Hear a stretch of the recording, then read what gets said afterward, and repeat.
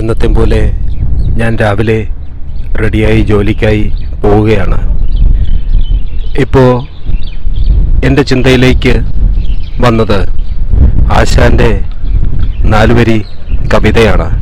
ഹാ പുഷ്പമേ അധിക തുങ്കപദത്തിലെത്ര ശോഭിച്ചിരുന്നിതൊരു രാജ്ഞി കണക്കയേ നീ ശ്രീഭൂവിലസ്ഥിരമ സംശയം ഇന്നു നിന്റെ ആ ഭൂതി എങ്ങു പുനരിങ്ങ് കിടപ്പിതോർത്താൽ എന്നു പാടിയ കവി ഐശ്വര്യം ഈ ഭൂമിയിൽ അസ്ഥിരമാണ് എന്ന് പറഞ്ഞു.